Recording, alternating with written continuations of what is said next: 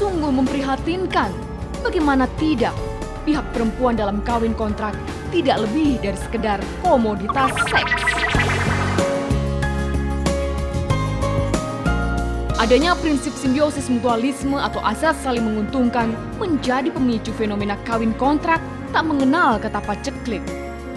Hari demi hari silih berganti, kedatangan pria-pria asing tak ubahnya seperti mesin uang bagi para wanita yang semata-mata mencari pundi-pundi rupiah.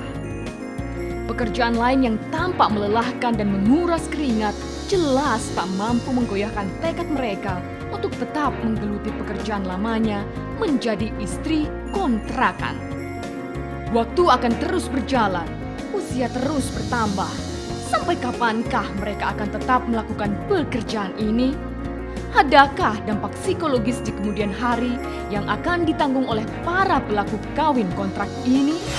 Dan kalau orangnya sudah seperti itu, kemudian dia istilahnya mau bertobat, ingat CV-nya setiap manusia, laki atau perempuan pernah melakukan sesuatu itu selalu ada terekam di kita.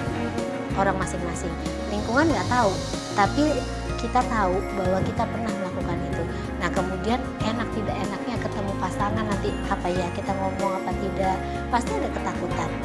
Dan itu berpengaruh secara psikologis. Sebuah sandiwara pernikahan. Ya, kalimat yang tepat untuk menggambarkan betapa sebuah kawin kontrak adalah rekayasa belaka. Sungguh memprihatinkan. Bagaimana tidak, pihak perempuan dalam kawin kontrak tidak lebih dari sekedar komoditas seks. Kawin kontrak dianggap hanya dijadikan alasan dengan menggunakan kedok agama untuk melaksanakan prostitusi terselubung. Namun, bagaimanakah jika kawin kontrak terlanjur terjadi? Apa akibat hukum yang muncul akibat perkawinan ini? Dan bagaimana pula status perkawinannya dalam hukum? Satu istilah perkawinan yang tidak ditemukan dalam sistem hukum Indonesia.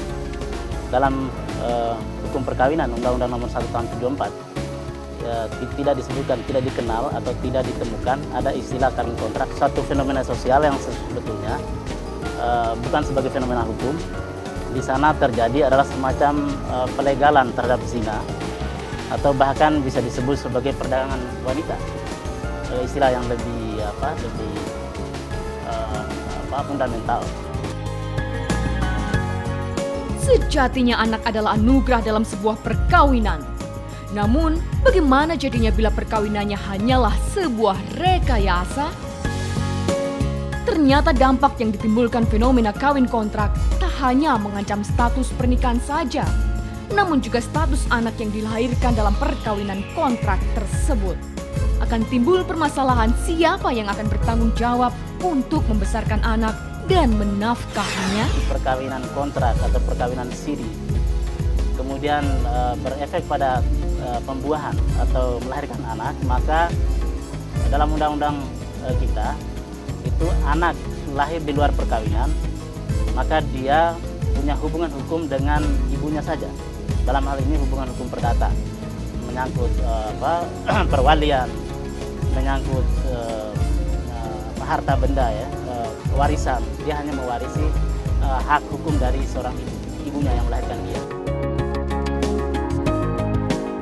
Lalu bagaimanakah MUI memandang kawin kontrak? Nah, nikah mut'ah tadi memang pernah diizinkan oleh Rasulullah Sallallahu Alaihi Wasallam. Tapi kemudian selanjutnya itu diharamkan oleh Rasulullah. Dalam hadis Sahih Muslim diceritakan bahwa Allah dan Rasulnya mengharamkan nikah mut'ah sampai hari kiamat. Jadi nikah mut'ah itu haram. Nah, nikah kontrak ya, kita lihat kalau penentuan waktu atau pembatasan waktu itu disebutkan dalam akad, itu termasuk mut'ah berarti, maka itu menjadi haram.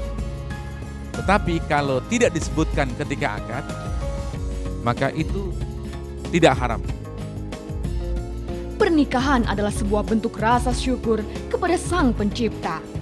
Karena dalam pernikahan, manusia sebenarnya sedang mengasah jati dirinya melalui pasangan hidupnya.